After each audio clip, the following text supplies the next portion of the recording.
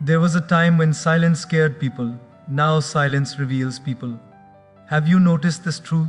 The moment you stop explaining yourself, the moment you stop chasing company, suddenly very few people remain, and that moment hurts. But listen carefully. That moment is not your downfall. That moment is your awakening.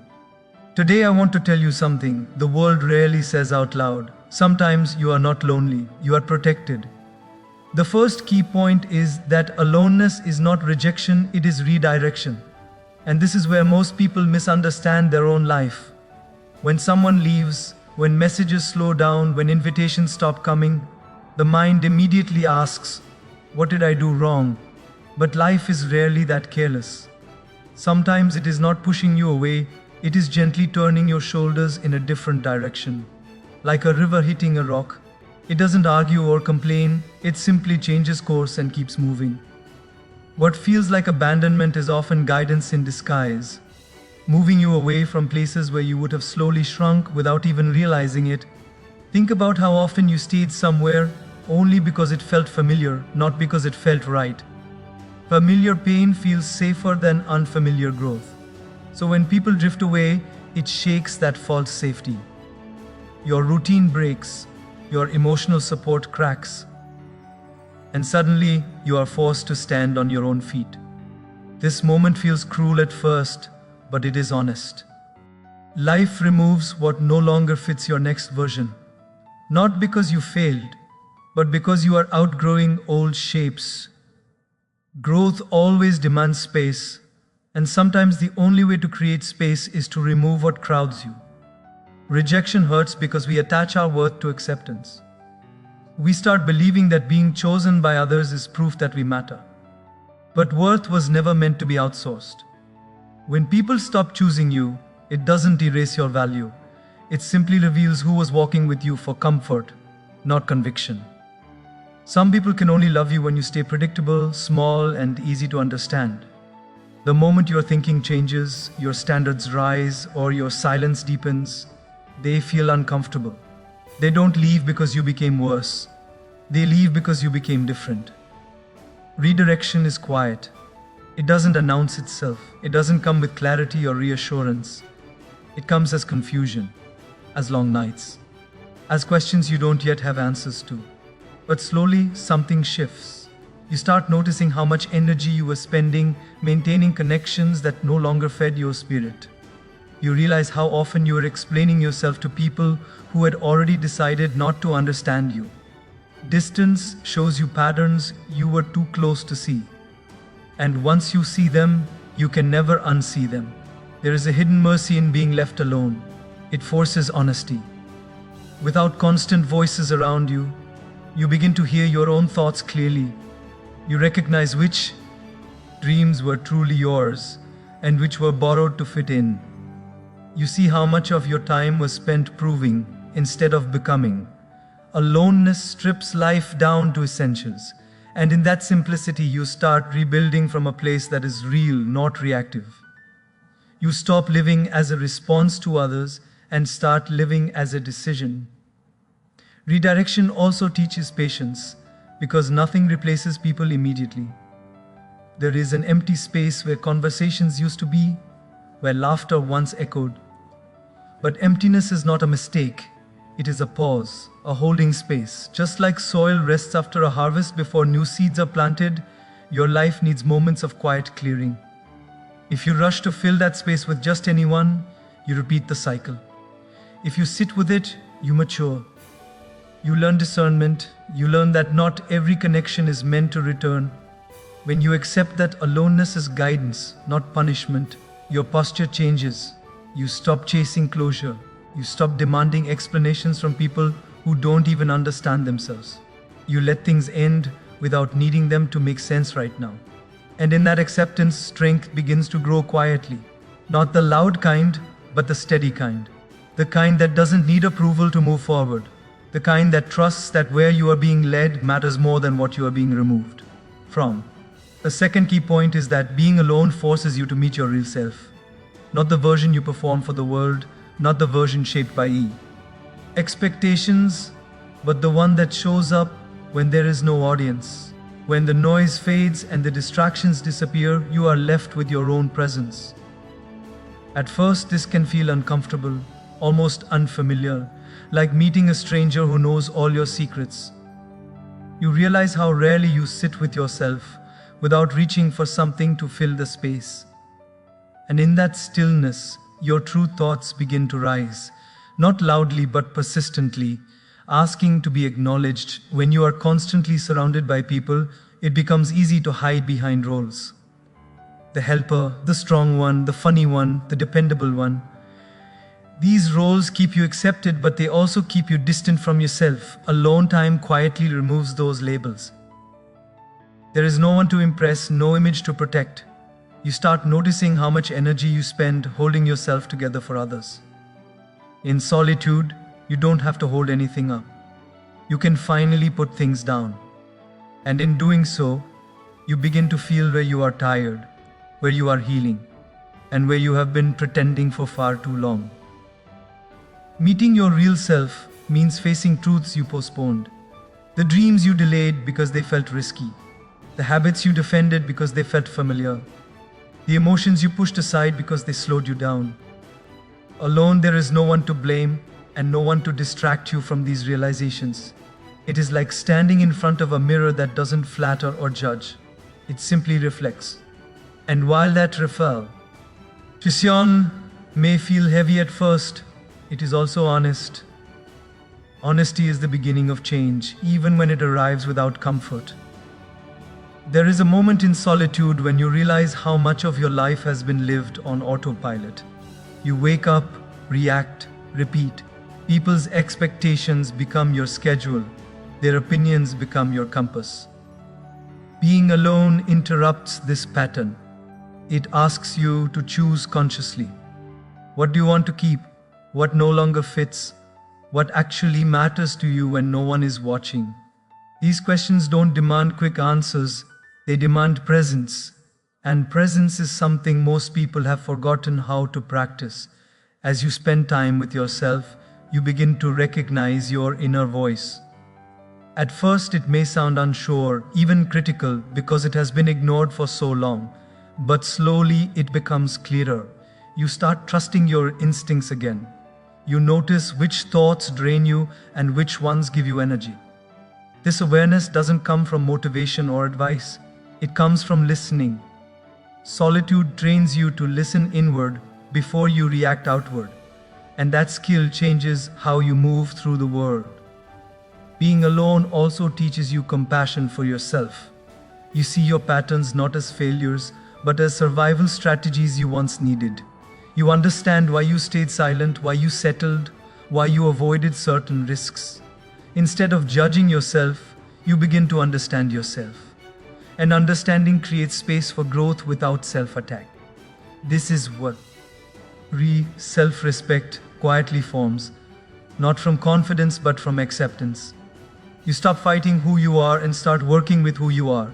In time, meeting your real self becomes less intimidating and more grounding. You no longer feel the urge to escape your own company.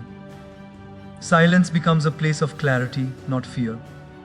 You learn that you don't need constant validation to feel steady. You realize that your presence is enough to sit with your thoughts, your flaws, and your potential without running from them. And in that steady relationship with yourself, you begin to build a life that reflects truth instead of performance.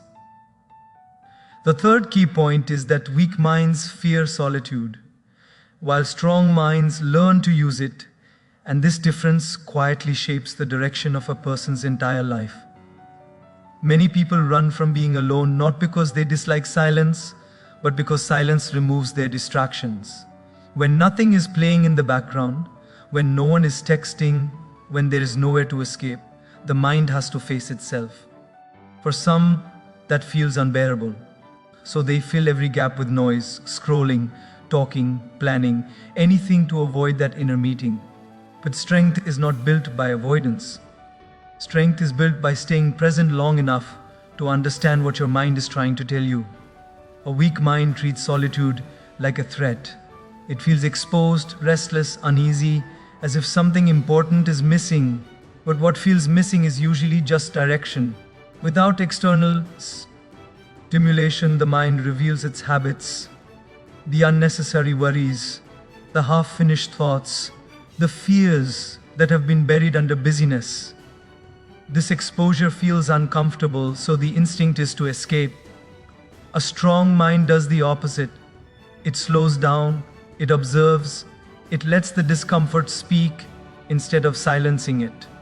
Not because it enjoys the feeling, but because it understands that clarity often arrives disguised as discomfort. Using solitude doesn't mean isolating yourself from the world. It means choosing moments where you are not constantly influenced. When you're alone, your thoughts are not being edited by reactions. You begin to notice which ideas are truly yours and which ones were absorbed from others. Strong minds use this space to question themselves honestly. They reflect without rushing to conclusions. They think deeply without needing immediate answers.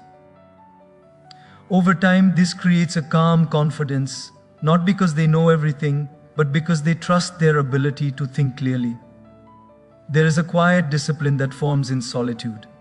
When no one is watching, no one is judging, no one is expecting anything from you, your real habits come forward. Do you sit with your thoughts or do you avoid them? Do you reflect or do you distract yourself? Strong minds use these moments to sharpen focus. They plan, they read, they think, they improve small things without applause.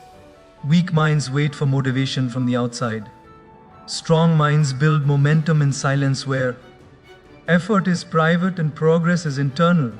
Solitude also reveals emotional strength. When you are alone, emotions don't have an audience. There is no one to impress with how well you are holding up. You feel what you feel. And instead of judging those emotions, strong minds learn from them. They ask what the feeling is pointing toward. Fatigue may be asking for rest. Frustration may be asking for boundaries. Loneliness may be asking for purpose, not people. This level of emotional awareness doesn't come from advice. It comes from sitting still long enough to listen. Weak minds often mistake constant connection for strength. They feel powerful when surrounded, validated, included. But the moment they are alone, their confidence collapses. Strong minds build the opposite foundation. They become steady first, then social. They don't depend on presence to feel complete. They enjoy connection, but they are not controlled by it. Solitude becomes a training ground, a place where resilience is quietly built, where self-trust is formed without performance or pressure. Over time, using solitude changes how you move in the world. You become less reactive because you have already faced your thoughts in private. You become less desperate for approval because you know who you are when no one is clapping. You make decisions with more patience because you have practiced thinking things through alone. This strength doesn't announce itself. It shows up in calm choices, firm boundaries, and a steady sense of direction that doesn't shake when the noise returns. The fourth key point is that alone is where discipline is built, not the loud kind that shows off, but the quiet kind that shapes your life when no one is paying attention. Discipline doesn't announce itself. It doesn't need witnesses. It grows in moments that feel ordinary and unnoticed. When you are alone, there is no pressure to perform, no fear of judgment, no praise waiting at the end. There's only a simple choice, repeated again and again. Do you do what is easy, or do you do what is right for the person you are becoming? When people are around, behavior changes. We try harder, we stay sharper, we push a little more. But when you are alone, excuses feel tempting. You can delay things. You can let standards slide. You can promise yourself you'll start tomorrow. Alone time reveals your true agreements with yourself. It shows whether your word has weight, even when there are no consequences from the outside. Discipline begins the moment you keep a promise that no one else knows you made. Being alone removes accountability, and that is exactly why it matters. External pressure can create short bursts of effort, but it cannot build character. Character is built when effort is voluntary, when you show up without applause, when you choose consistency over comfort, Alone, you begin to understand that discipline is not about forcing yourself. It's about respecting your future enough to act in the present, even when motivation is nowhere to be found. There is something powerful about doing the right thing in silence. It changes how you see yourself. Each small act becomes evidence. Evidence that you can be trusted. Evidence that you don't need to be pushed to move forward. Over time, this builds an inner authority. You stop needing reminders. You stop negotiating with yourself. You simply act, not because it feels good, but because it feels honest. Discipline in solitude also teaches patience. Progress becomes slow, almost invisible. No one notices the early mornings. No one sees the effort behind closed doors. And that can feel discouraging if you are used to validation. But this is where depth forms. Like roots growing underground, the strongest parts develop out of sight. What looks like stillness on the surface is often intense preparation underneath. When you are alone, your environment reflects your mindset. Your habits shape your days. You begin to see how small choices compound, how skipping one commitment leads to another, how staying consistent in one area strengthens others. Discipline is not about doing everything perfectly. It's about creating order where chaos used to live. Alone time gives you the space to notice what needs structure and the freedom to build it intentionally. As discipline grows in solitude, confidence follows naturally. Not the loud kind that needs to be proven, but the quiet kind that stays steady. You trust yourself more. You rely less on external motivation. You stop waiting for ideal conditions. Alone, you learn that progress is not a mood, it is a decision repeated daily. Even when the days feel empty, even when the effort feels unnoticed, even when no one is there to remind you why you started. The fifth key point is that not everyone deserves access to you. And this realization often arrives late because most of us are taught to keep doors open even when something inside us is asking for distance. We confuse kindness with availability. We confuse loyalty with tolerance. So we keep giving time, energy, and emotional space to people who don't know how to handle it. Access feels harmless at first, but over time it shapes your inner world. Who you allow close begins to influence how you think, how you feel, and what you believe you are capable of. Every person you let in leaves a fingerprint. Some bring calm, some bring clarity. Others bring noise disguised as connection. When everyone has access to you, your mind never fully rests. You start reacting instead of choosing. You explain yourself too much. You absorb moods that aren't yours. And slowly, without noticing, your focus begins to scatter. Protecting access is not about pushing people away. It's about protecting the space where your best thinking and deepest peace live. Most people don't misuse access intentionally. They simply operate at their own level of awareness. But impact matters more than intent. Someone can care about you and still drain you. Someone see and mean well and still disrupt your growth. When you're always available, you teach people that your time and energy are unlimited. And when something feels unlimited, it is rarely respected. Boundaries are not walls. They are filters. They decide what gets through and what doesn't. Being alone helps you notice who truly adds value and who simply fills silence. When you step back, patterns become clear. You see who listens and who only waits to speak, who supports your growth and who feels threatened by it, who respects your time and who only reaches out when they need something. Distance doesn't change people, it reveals them. And what is revealed gives you the information you need to choose access wisely. Limiting access can feel uncomfortable at first, especially if you are used to being the one who shows up for everyone. Guilt may arise, fear of being misunderstood may surface. But protecting your inner world is not selfish, it is responsible. You cannot build anything meaningful if your energy is constantly being pulled in too many directions. Focus requires protection. Peace requires intention. Growth requires space. When you become selective, something shifts. Conversations become deeper. Connections become fewer but stronger. You stop oversharing. You stop seeking validation. You stop explaining your boundaries. You realize that the right people don't argue with your need for space. They respect it. They don't demand access, they earn it. And that changes the quality of every interaction you allow into your life. Choosing who has access to you is an act of self-respect. It signals that you value your time, your energy, and your emotional well-being. You begin to move differently. You respond instead of react. You listen to your intuition before your habits. And in that quieter, more intentional space, you start showing up as a fuller version of yourself. Not stretched thin, not constantly available, but grounded, clear, and present where it truly matters. The sixth key point is that aloneness teaches you emotional independence. And this is a lesson most people resist because we are wired to seek comfort from others.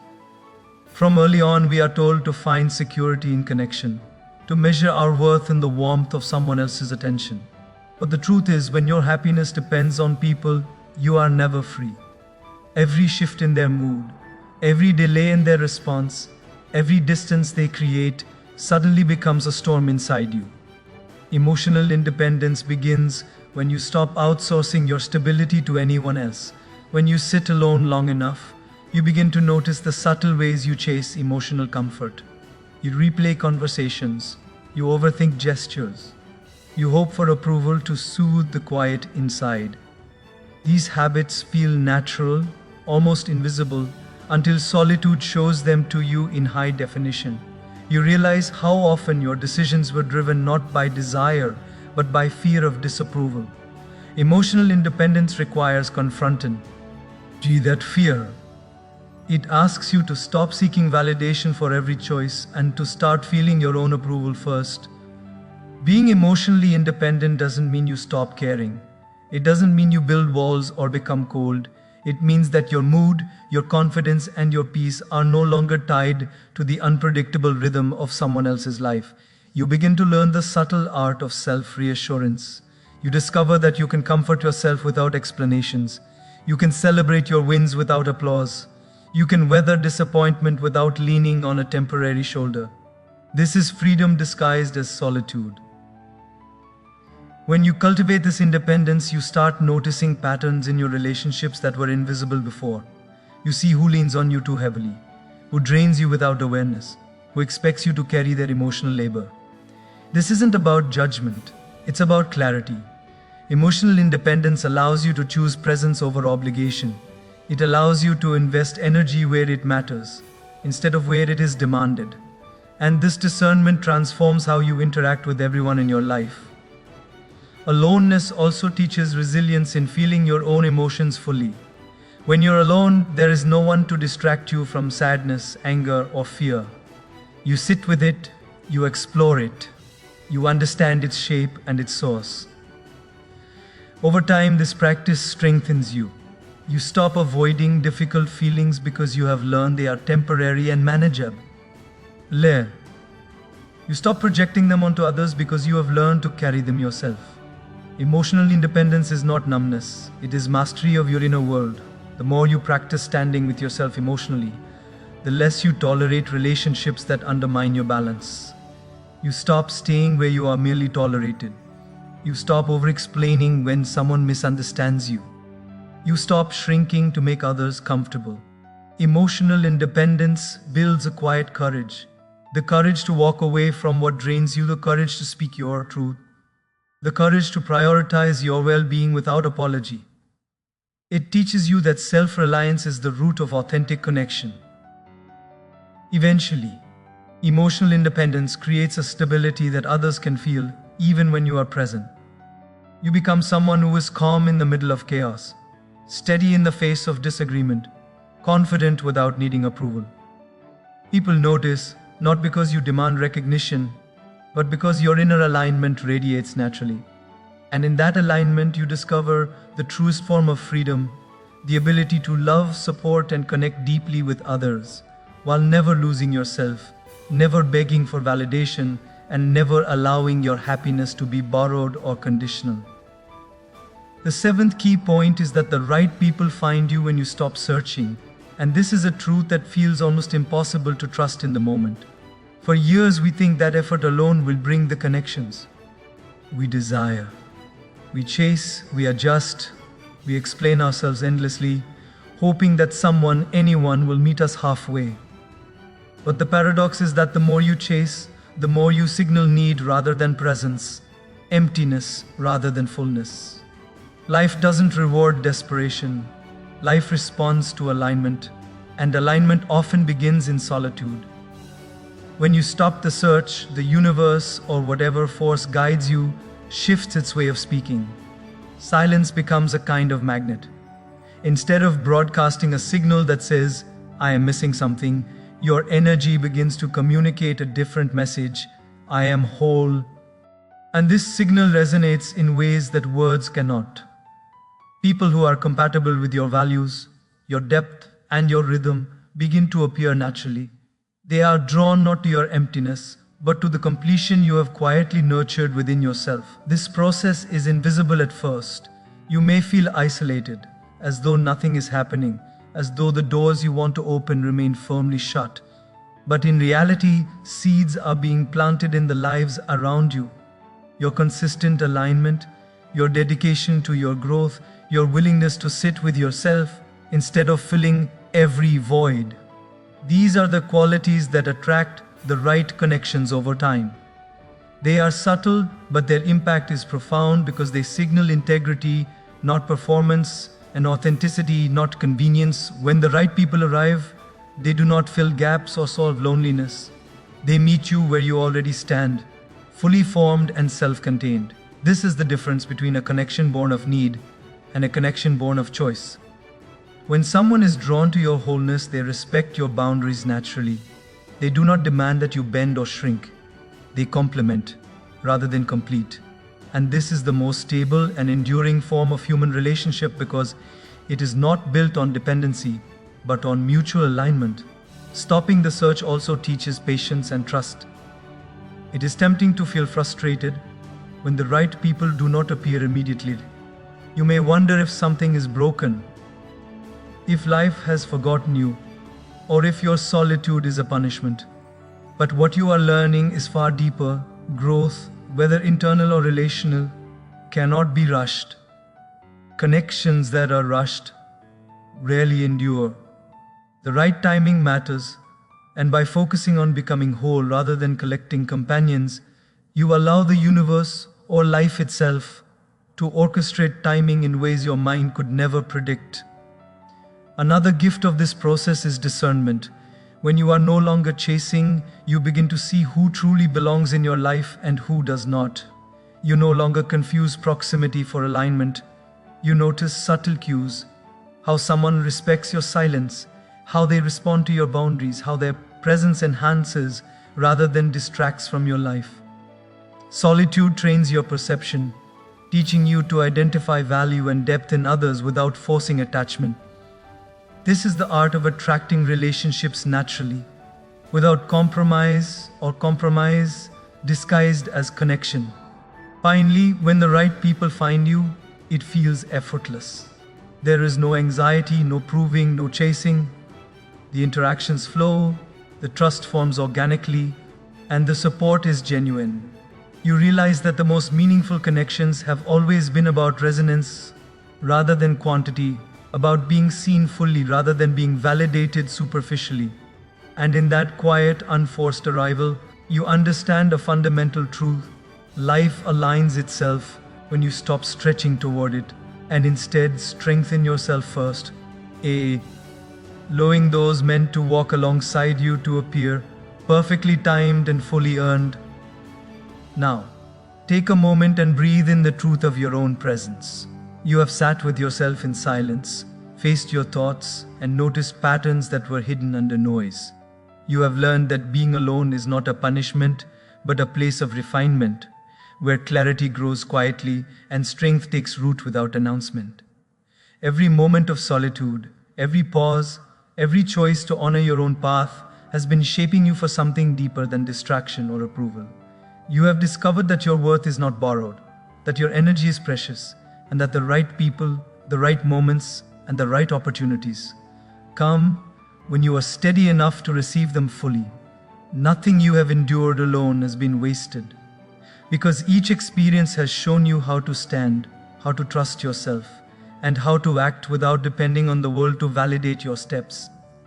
There is power in this quiet knowing, the kind that doesn't demand attention, doesn't clamor for recognition, and doesn't waver with every passing circumstance.